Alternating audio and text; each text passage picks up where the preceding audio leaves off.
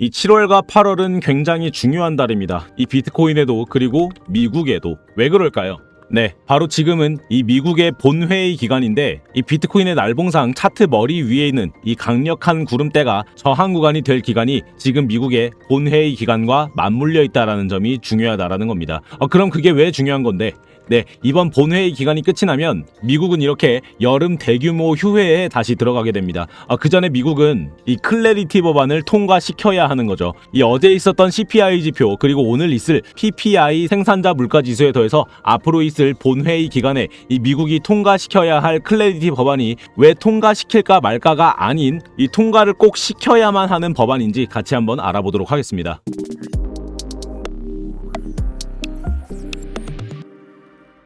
네, 안녕하세요. 차트도사 김도훈입니다. 오늘 수요일 실시간 차트로 브리핑을 드리고 있고 지금 3초만 시간 내셔서 좋아요는 꼭 한 번씩 눌러주시기 바랍니다. 그리고 영상은 1.5배속으로 보시는 게 더 잘 들리시고 시간도 아끼시니까 배속하셔서 시청해보세요. 네, 차트 먼저 보겠습니다. 일단 어제 CPI 발표로 인해서 비트코인은 3.6%라는 급등을 보여줬죠. 이 많은 기관들이 예측을 하고 있었던 CPI 예상치 부합 시나리오가 크게 반전이 되면서 이 예상치 3.8%, 이 실제 결과 3.5%로 꽤나 큰 폭으로 하회한 결과를 가지고 왔습니다. 그로 인해서 우리 스터디방에서도 자리 잡아드렸었던 롱타점 들어맞아주면서 이렇게 쏠쏠한 수익 안겨다 드릴 수가 있었죠. 이 다음 단기 타점에 대해서도 우리 스터디방에서는 지속적으로 브리핑을 드리고 있으니까 계속해서 대기해주시면 되겠습니다. 네, 어쨌든 이 CPI가 좋게 나왔던 이유가 뭘까라고 보면 이 전월 대비 CPI가 종전 소식으로 인한 유가 폭락의 영향을 그대로 받아준 걸로 생각이 되는 거죠. 이 에너지 가격 측면에서 휘발유 부분이 9.7% 급락된 데이터가 있었던 상황이었다라는 건데 그럼 오늘 있을 PPI는요. 네, 이번 PPI도 이전에 있었던 유가 폭락의 영향을 받아 예상치보다 하회하는 모습 또는 못해도 부합하는 모습을 보일 가능성이 높은 상황이라는 거죠. 이 근원 생산자 물가지수는 조금 더 끈적하게 나와줄 가능성도 있습니다. 이거는 에너지를 뺀 나머지 물가지수이기 때문인데 사실상 이 PPI 생산자 물가지수 발표에서는 이 근원 지수를 크게 신경 쓰지는 않죠. 이거 넘어가고, 자, 아까 말씀드리다 말았던 중요한 구간을 한번 보도록 할게요. 이게 오늘 내용의 핵심입니다. 자, 일단 이 구름대 일목균형표라고 하는 것은 이전 26일과 52일의 데이터를 취합해서 앞으로 있을 상황을 미리 보여주는 지표라고 보시면 되는데, 이렇게 빨갛게 형성된 구름을 음운, 이렇게 초록색으로 형성된 구름을 양운이라고 합니다. 쉽게 판단하는 법은 이런 초록색 구름은 지지를 받쳐줄 가능성이 크다, 그리고 이런 빨간색 구름은 저항이 되어줄 가능성이 크다라고 보시면 돼요. 거기에 한 가지 더 덧붙여 드리자면 이렇게 음운과 양운이 교차되는 소위 말하는 구름대가 꼬인 부분, 이런 구간에서는 추세가 전환될 가능성이 크다라고 생각을 해주시면 돼요. 이전에 있었던 이 거대한 음운에서도 정말 많이 말씀을 드린 바가 있었습니다. 하지만 이때는 이슈적인 상승이 발현되지 않았기 때문에 이 음운의 하락 영향을 이겨내지 못했던 겁니다. 그래서 이 구름대를 강하게 돌파해주진 못하고 그 아래에서 이 고래의 배에 붙은 따개비 마냥 이렇게 다닥다닥 붙어서 기간을 보내다가 이 조금 얇아진 틈을 타서 돌파를 해줬었던 거죠. 그럼 지금은 이슈적인 상승을 해줄 수 있는 그런 구간일까? 저는 지금 이렇게 표시해드린 이 노란색 미국의 본회의 기간에 이 구름대를 돌파해줄 만한 상승분이 나와주지 않을까 생각을 하고 있습니다. 이번 본회의 기간에서 중요하게 다뤄야 할 사안 중에 하나는 계속 말씀드리는 이 클래리티 법안이 있다라는 거죠. 이 지속적으로 말씀드리지만 이 클래리티 법안은 미국이 핵심적으로 통과를 시켜야 할 법안인 것은 분명합니다. 자, 이제부터 말씀드리는 거는 꼭 알고 계셔야 미국이 어떤 스탠스를 취하고 있는지, 그에 따른 세계 정세는 어떻게 바뀌게 될 건지 알 수 있게 되시는 거니까 집중해서 잘 들어주시기 바랍니다. 자, 먼저 이 클래리티 법안이라는 게 뭔가요? 네, 쉽게 말하면 대기업들, 그런 공룡 기업들에게는 이런 코인을 다룰 수 있는 법적인 근거가 마련되어 있지 않습니다. 그래서 이 공룡 기업들, 대기업들 고객들의 자금을 운영하는데 그 필요한 법적 토대를 만들어주는 법안이라고 보시면 돼요. 다만 이런 겉표지가 중요한 게 아니죠. 이 미국이 이 클래리티 법안으로 원하는 것은 그 안에 내용물들에 있다라는 거예요. 첫 번째, 미국은 더 이상 장기 국채를 발행하면 이제 거의 파산 위기에 내몰릴 가능성이 커진 상황이죠. 그래서 미국은 작년쯤부터 장기가 아닌 바로 단기 국채량을 늘리기 시작합니다. 이 빚을 갚기보다는 우회하는 방향으로 더 돌파를 하기 시작했다라는 거예요. 그럼 왜 그럴까? 네, 이렇게 미국 단기 국채를 매입해줄 최대 고객 스테이블 코인 발행사들이 있으니까죠. 이 미국이 클래리티 법안으로 그려낼 첫 번째 그림이 바로 이겁니다. 이렇게 클래리티 법안으로 법적 토대를 만들어서 거대 공룡 기업들이 스테이블 코인을 이용하게 하는 것, 그리고 그 스테이블 코인 발행사들은 거대 고객들의 자금을 유치하는 방안으로 이 단기 국채를 이용하게 될 시스템이라는 거죠. 근데 왜 그럴까? 그쵸? 은행보다 이 단기 국채가 금리 면에서 훨씬 이득이니까요. 이해되시나요? 그래서 미국이 생존을 하려면 클래리티 법안을 꼭 통과를 시켜야 하는 겁니다. 이 장기 국채는 더 이상 발행을 하면 나라가 흔들릴 위기에 처할 수가 있으니까 이 단기 국채량을 대량으로 발행을 하는데, 그걸 매입해줄 최대 고객이 바로 테더 같은 스테이블 코인 발행사들인 거고, 그 클래리티 법안은 그 유통을 원활하게 이뤄줄, 통로를 건설해줄 가장 중요한 파이프 역할을 해준다라는 거예요. 자, 그러면 두 번째는 뭘까? 자, 두 번째는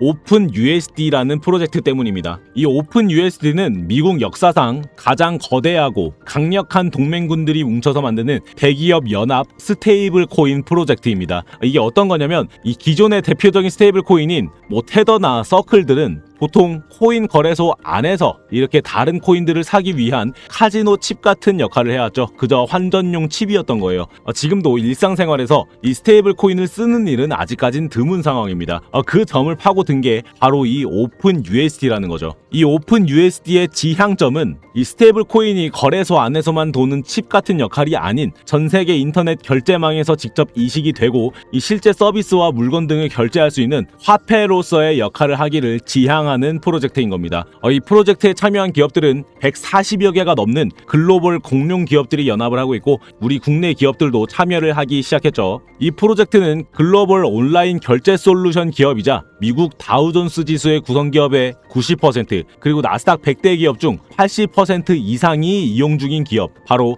이 스트라이프를 주도로 이 컨소시엄이 주도되고 있기 때문에 이 오픈 USD가 출시가 되면 이 스트라이프의 결제망을 이용하는 수많은 대기업들은 동시다발적으로 달러 스테이블 코인 결제 옵션들이 탑재가 된다라는 겁니다. 블랙록과 비자, 구글, 유튜브, 넷플릭스, 마이크로소프트, 아마존, 우버 같은 이런 거대 공룡 기업들이 참여하고 있는 프로젝트라서 이 미국은 이번 본회의 기간에 클래리티 법안을 통과시킴으로써 이 대기업들의 법적인 판을 깔아줘야 하는 시점이라는 거예요. 다시 차트로. 자, 그래서 이 두 가지가 지금까지 제가 확인한 미국이 이 클래리티 법안으로 원하는 내용물들이라는 겁니다. 자, 그러면 우리는 뭘 해야 하죠? 네, 이런 시황을 배경으로 우리는 수익을 볼 저점을 잡아봐야겠죠. 지금 제가 이렇게 들고 있는 것처럼 아직 저점을 잡지 못하신 분들을 위한 저점 잡이는 지속적으로 해드리고 있습니다. 당장 먼저 오늘이죠. 30분 봉으로 볼 텐데, 이 30분 봉으로 보시면 이렇게 계속해서 지속적으로 양봉을 들어 올리면서 65.2K까지 가격을 올려냈어요. 그런데 지금은 30분 상에 3중으로 하락 다이버전스가 컨펌이 되어버렸다는 거죠. 이 과매수권을 지난 이 실질적인 매수세가 점점점 감소가 되고 있는 상황이라는 겁니다. 이 더불어서 거래량도 미미한 거래량을 보이고 있죠. 그런데 이렇게 고점은 자꾸 올려낸다. 이거는 위험 신호입니다. 곧 더 쏟아낼 가능성이 큰 차트예요. 그렇다면 우리는 이 눌림에서 저점을 잡아주고 이 다음 상승 구간에서의 수익을 보는 게 지금으로선 가장 이롭다라고 볼 수가 있다라는 겁니다. 그것이 중장기적인 롱타점이 될지 이 단기적인 짧은 수익 구간이 될지는 우리 스터디방에서 마저 브리핑을 드리면서 판단을 해드릴 수가 있겠습니다. 이런 캔들이 형성될 때마다 그 내부 구조들은 시시각각 변하기 때문에 이 영상에서 자세한 타점에 대해서는 쉽사리 말씀드리지는 못합니다.